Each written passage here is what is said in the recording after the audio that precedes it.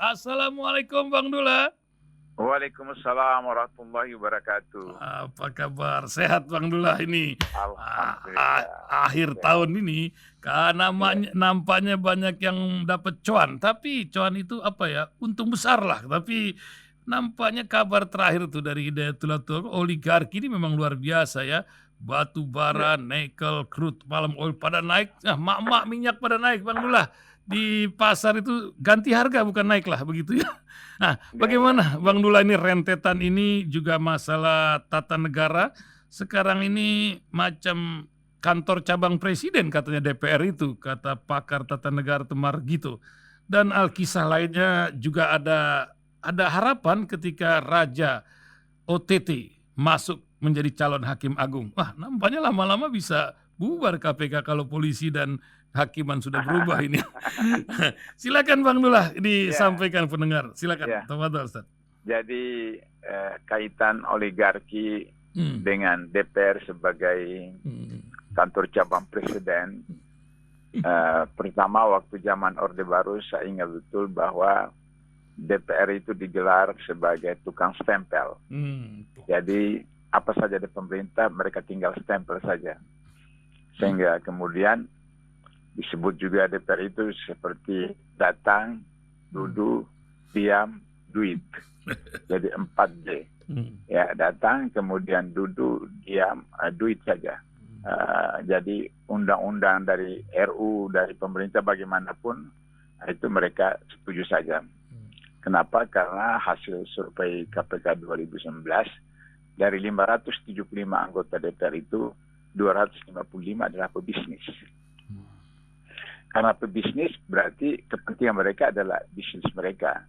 Nah, di sini yang disebut dengan oligarki itu. Jadi oligarki itu adalah satu sistem pemerintahan yang dikuasai oleh sekelompok orang, yang orang itu politisi tapi juga pengusaha, atau pengusaha tapi juga kemudian politisi.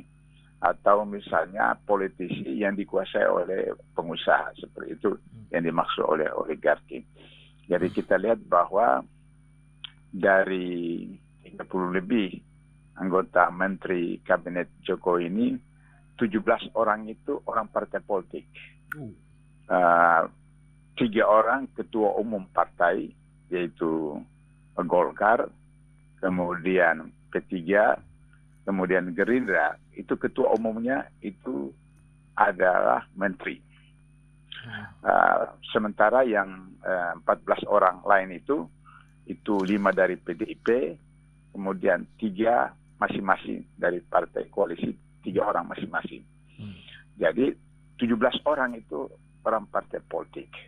Sementara orang partai politik itu juga adalah pengusaha. Jadi pengusaha. Katakanlah ketua umum Golkar itu pengusaha. Kemudian ketua umum Gerindra itu juga pengusaha. Mungkin ketua umum P3 tidak terlalu menonjol sebagai seorang pengusaha, tapi partainya dikendalikan oleh pengusaha seperti itu. Sehingga wajar saja kemudian DPR itu disebut sebagai kantor cabang dari presiden. Nah, ini kemudian kita lihat bahwa dari 9 orang yang disebut dengan 9 naga, itu hanya 1 orang yang pribumi. Tapi itu juga bukan muslim. Jadi 8 itu non pribumi dan bukan muslim, dan cuma 1 yang pribumi dan bukan muslim. Sehingga bisa dipahami ketika pembahasan undang-undang Minerba, pembahasan undang-undang COVID-19, pembahasan undang-undang KPK, dan pembahasan undang-undang Cipta Kerja dalam waktu relatif singkat kemudian disetujui seperti itu, karena kaitannya dengan oligarki tersebut. Persoalannya adalah bahwa apakah nanti kemudian ketika pemilu 2024 posisi itu akan berubah, itu juga sukar. Kenapa? Karena sudah ditetapkan dalam undang-undang partai politik, undang-undang pemilu, undang-undang pilpres, bahwa yang akan mencalonkan presiden itu adalah partai atau gabungan partai yang mempunyai 20% suara kursi DPR. Dan itu pemilu 2019. Jadi bukan pemilu 2024. Jadi yang partai akan mencalonkan capres 2024 itu adalah partai yang 2019 mendapat suara atau gabungan suara 20%. Nah, jadi itu cuma beberapa partai, 2 atau 3 partai seperti itu. Nah, kemudian juga parliamentary threshold itu 4%. Sehingga demikian, kalau ada partai-partai yang idealis, kemudian anggota DPR yang terpilih cuma misalnya 5 orang atau 10 orang tidak mencapai 4%, berarti tidak masuk jadi anggota DPR dan hangus suaranya. Maka disitulah kemudian hak demokrasi rakyat, hak rakyat yang diberikan dalam pemilu itu dibuang saja seperti begitu. Nah, itulah kenapa kemudian masyarakat menuntut agar supaya presiden threshold itu jadi 0. Sehingga kemudian tokoh-tokoh masyarakat, tokoh-tokoh kampus, tokoh-tokoh idealis yang tidak berpartai atau tidak didukung partai atau partainya tidak mencapai suara yang signifikan juga bisa mengajukan calon-calon mereka sehingga kemudian tidak menjadi persaingan yang tidak sehat seperti 2014-2019 karena presiden threshold hanya sehingga kemudian terjadi kondisi head to head karena cuma 2 calon di mana mereka bisa mengumpulkan 20% suara untuk mencalonkan. Tapi kalau 0% maka bisa 3, bisa 4, bisa 5 calon sehingga kemudian tidak head to head sehingga masyarakat itu betul-betul bebas seperti itu. Nah, kalau misalnya Saudara Harun Al-Rashid itu dicalonkan oleh diloloskan dari seleksi administrasi oleh Komisi Yudisial, tentu saja ini satu harapan yang menggembirakan karena saya kenal baik Saudara Harun Al-Rashid. Selama saya 8 tahun di KPK, dia tidak pernah absen dalam salat berjamaah. Kemudian pengajian yang saya buat setiap Senin Kamis, dia selalu aktif ikut karena dia salah seorang dari DKM, KPK.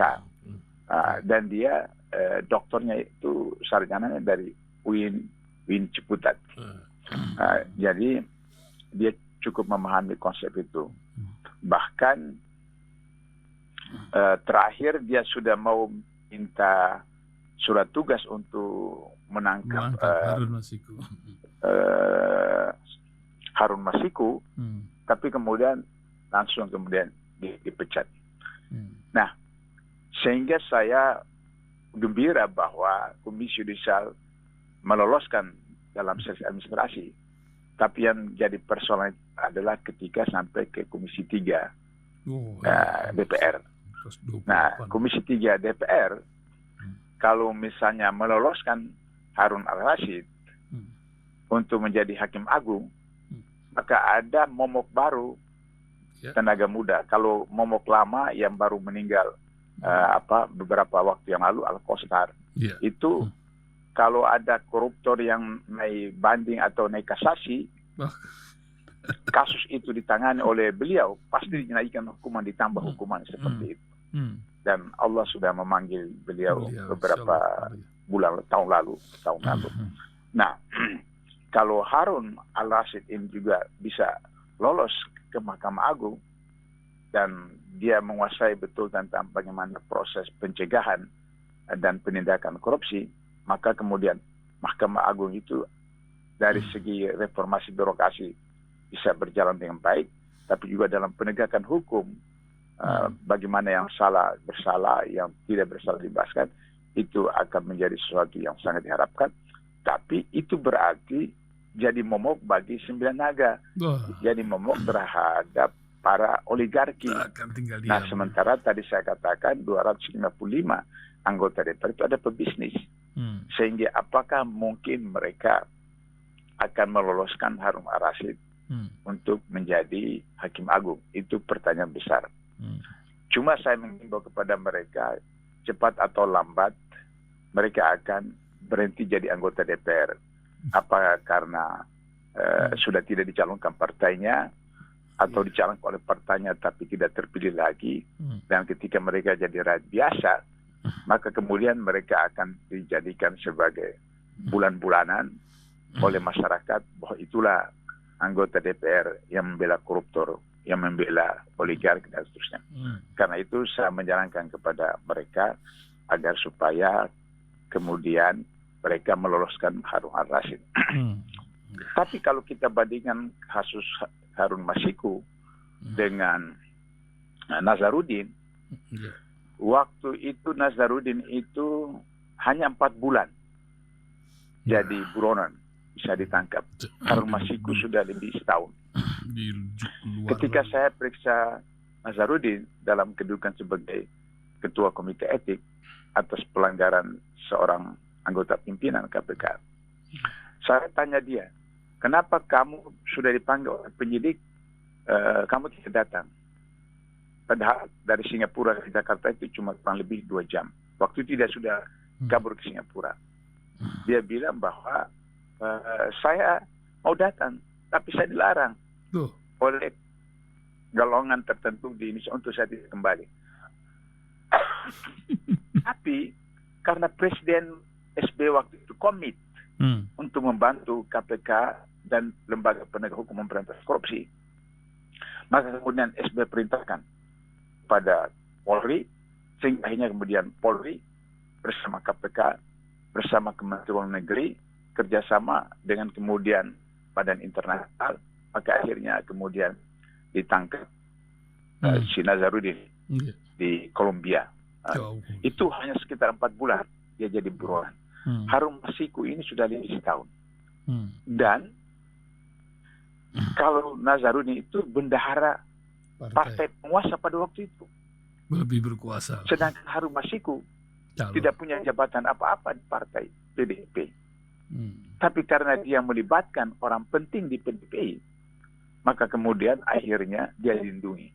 Sehingga andai kata Jokowi itu bukan petugas partai, kalau dia presiden betul, maka kewenangan yang ada di dia seperti yang digunakan oleh SBY untuk memerintahkan polisi bekerjasama dengan KPK untuk menangkap Harun Masiku, maka kemudian bisa selesai. Nah, itulah kenapa Harun al-Rashid ini kalau bisa lolos jadi hakim agung, itu harapan yang luar biasa, karena kasus-kasus yang ada itu bisa dia perintahkan untuk kemudian pengadilan tinggi, pengadilan negeri untuk menangannya lebih cepat. Kata KPK bahwa kalau sudah selesai COVID-19 ini, maka akan dikejar Harun Masiku. Saya pikir kenapa harus tunggu COVID-19 selesai? COVID-19 ini kan sekarang dari virus corona berubah lagi bentuknya Omikron yang sekarang yang lebih dahsyat lagi, dan itu 2022 proyek bisnis yang lagi besar, dan itu justru menyerang orang yang sudah kena vaksin, baik vaksin 1, vaksin 2, itu akan mudah diserang oleh varian yang baru ini.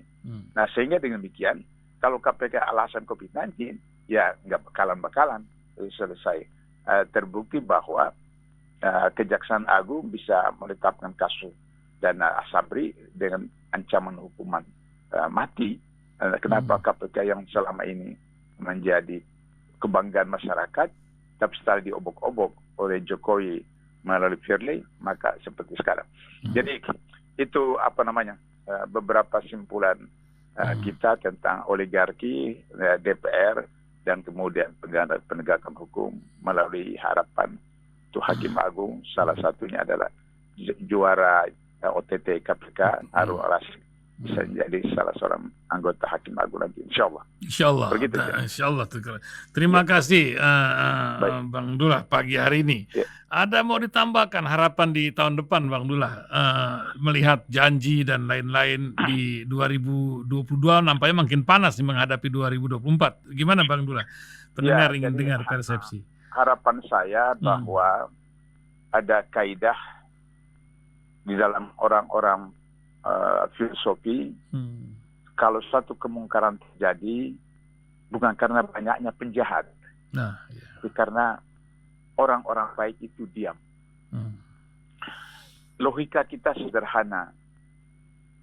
Dari 30 lebih menteri di kabinet yang sekarang, itu rata-rata minimal S1, tapi ada juga S2, ada juga doktor, ada profesor. Nah, bagaimana profesor-profesor atau doktor itu bisa kemudian membiarkan rezim ini berjalan seperti demikian?